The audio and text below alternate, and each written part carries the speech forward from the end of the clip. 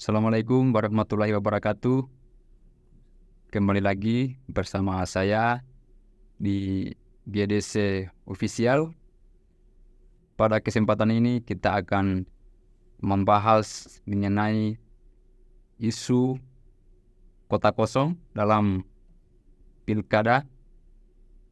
Kebetulan pada malam hari ini kita telah kedatangan tamu dari aktivis sekaligus juga salah satu pengamat politik muda dari Sulawesi Tenggara, khususnya di Muna Barat. Jadi kalau menurutnya saudara melihat fenomena kota kosong ini dalam kacamata saudara kira-kira seperti apa ini? Tapi ini khusus Muna Barat karena berpotensi sekali untuk Muna Barat itu terjadi kota kosong ya. Walaupun ada beberapa daerah, tapi kita lebih fokus ke Muna Barat. Kira-kira menurutnya Bung seperti apa melihat fenomena ini? Mungkin pertama saya ucapkan terima kasih kepada Mari GDC Ya. Podcast GDC telah mengundang saya untuk membicarakan terkait dengan topik yang menjadi fenomena di salah satu dalam fenomena demokrasi kita. Ya. Mungkin terlebih dahulu saya memperkenalkan diri Ya. kawan-kawan podcast. Saya sendiri adalah salah satu putra Muna Barat dari Sulawesi Tenggara yang alhamdulillah hari ini melanjutkan studi di Universitas Nasional Jakarta Selatan. Jadi terkait dengan topik yang kita akan kupas pada malam hari ini, kota kosong ya. Awal mula kota kosong ini sebetulnya bukan fenomena Baru ya? baru. Ya. Itu bukan fenomena baru. Itu fenomena yang sudah lama. Berangkat dari sebuah keputusan MK kemudian cantumkan dalam draft PKPU dalam mengatur bagaimana mekanisme Ya. terkait dengan pati kosong. Jadi kalau data di 2020 dari sekian ratus pemilihan kepala daerah se-Indonesia ada 17 ya? ya, ada 17 daerah itu dalam proses perhelatan pilkada itu melawan kota kosong ya, peti kosong. seperti yang terjadi di Provinsi Sulawesi Selatan. Itu pernah ada fenomena di sana, salah seorang kandidat bupati itu melawan kota kosong dan yang memenangkan pertarungan itu adalah kota kosong. Kita anak politik lebih mengarah pada fenomena empiris ya.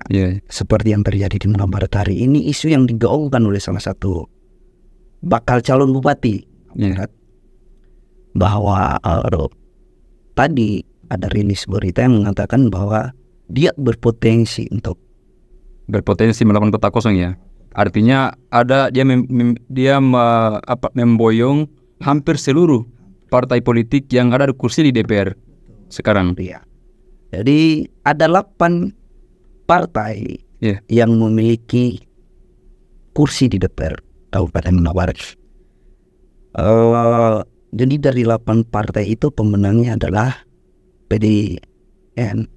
Jadi pemilik kursi terbanyak ya? Iya, pemilik kursi terbanyak diraih oleh PDIP ya. Dia 5 kursi.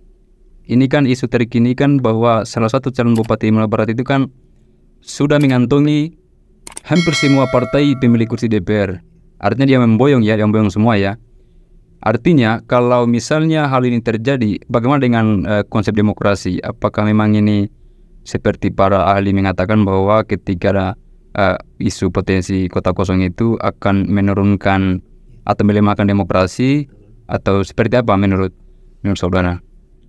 Jadi kalau kita mau tafsirkan dalam pertarungan pemilihan kepala daerah di daerah manapun yang ada di Indonesia, sebetulnya memang value dalam demokrasi ini kan harus ada sebuah konteks yang menarik dalam artian bahwa para partai politik ini yang berbasis ideologi seharusnya mampu melahirkan kader-kader potensial di daerah sebagai bentuk pertanggungjawaban ideologi itu sendiri dalam kader.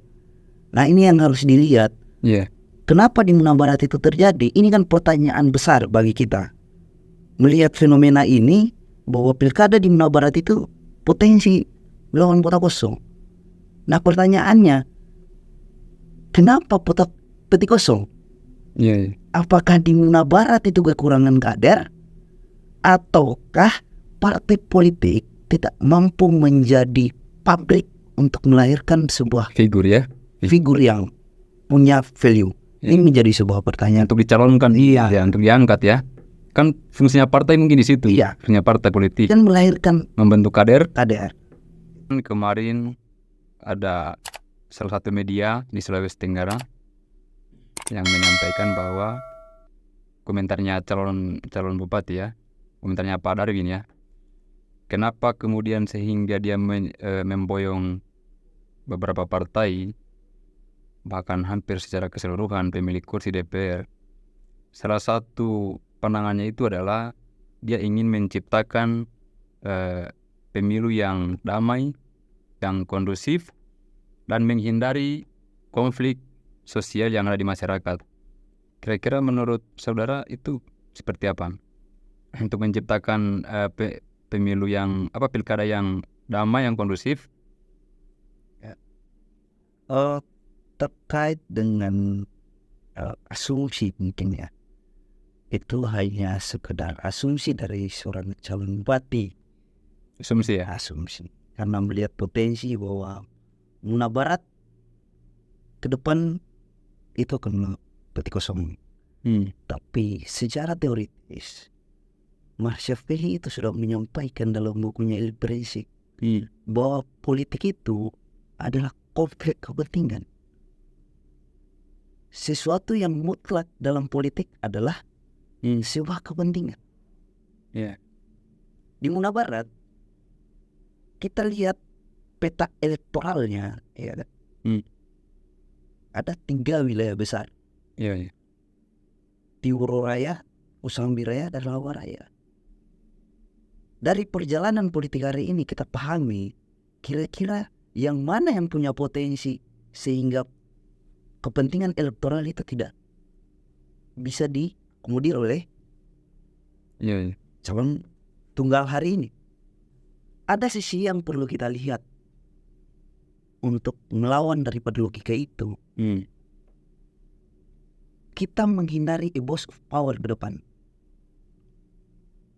Ya kan? Kebijakan yang kesewenang-wenangan.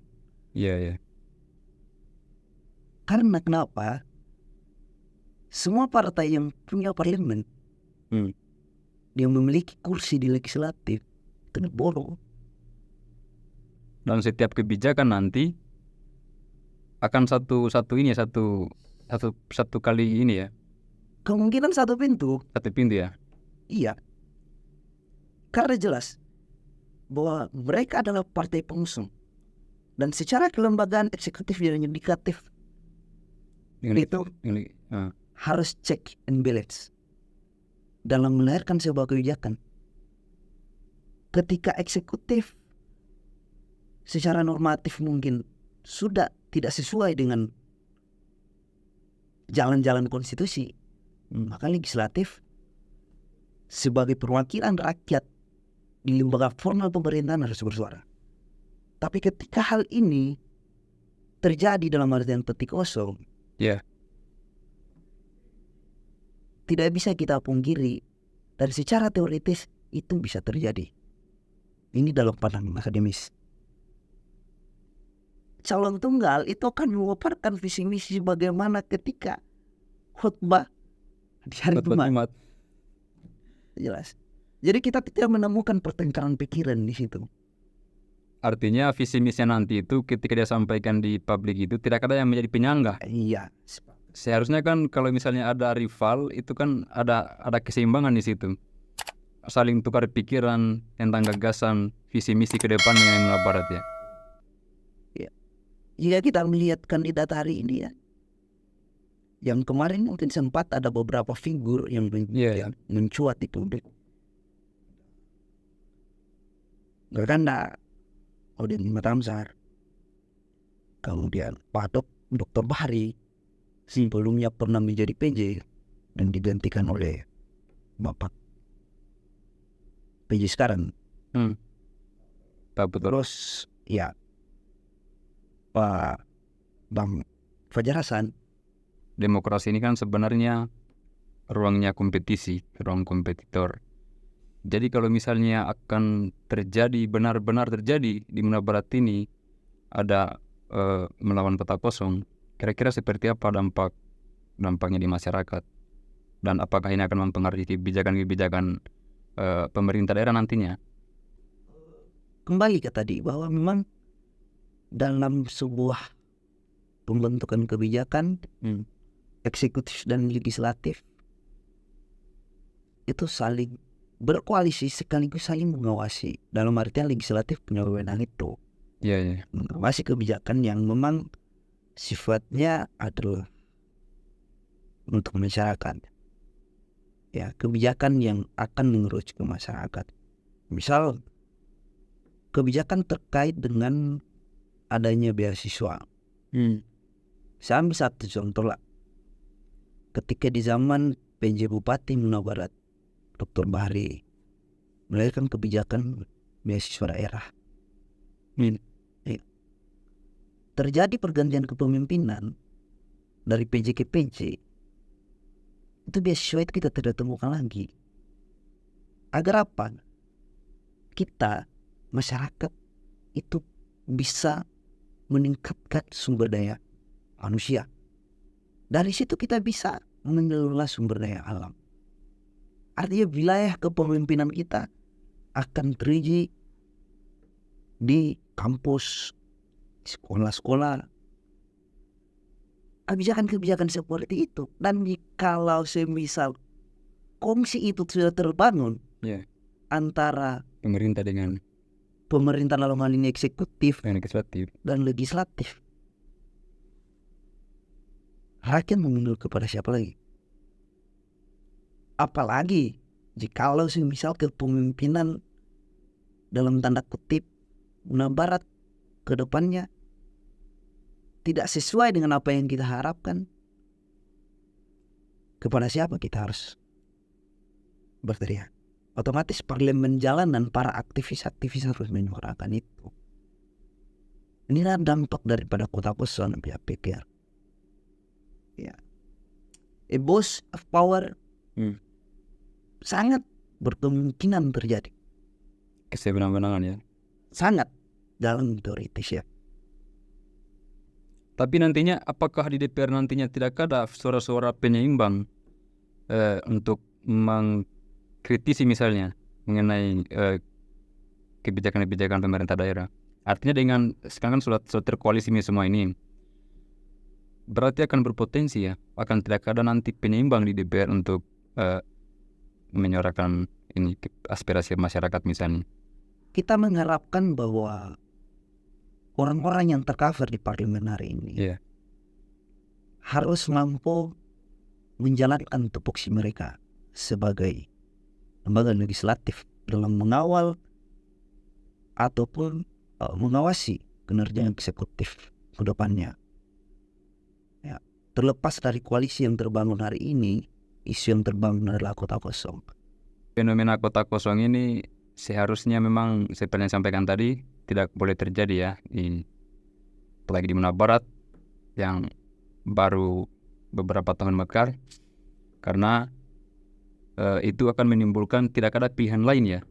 Dan itu ketika misalnya terpilih nanti sebagai pemimpin, maka kebijakan apa yang menjadi kebijakan itu akan mulus begitu saja tanpa adanya penyeimbang. Dan itu saya pikir kualitas demokrasi ya gak menurun kalau misalnya memang terjadi kota kosong. Jadi kalau misalnya menurut saudara, apa yang bisa disimpulkan ini mengenai fenomena kota kosong untuk Muna Barat? Terkait kota kosong, ini adalah sekedar asumsi karena proses pendaftaran itu baru dibuka tanggal 29. Ya. Politik itu penuh kejutan. Asumsi ya. Serius. Karena ini sesuatu yang belum terjadi. Iya. Baru mengagung-agungkan. Sekali lagi saya katakan bahwa politik itu adalah kejutan. Kita tidak mengetahui bagaimana prospek politik depan. Saya yakin bahwa di Muna Barat kita tidak kekurangan kader. Ya. Tapi jikalau kota kosong itu terjadi, maka kita akan kehilangan satu nilai yang kita anggap bahwa dalam demokrasi nilai itu penting.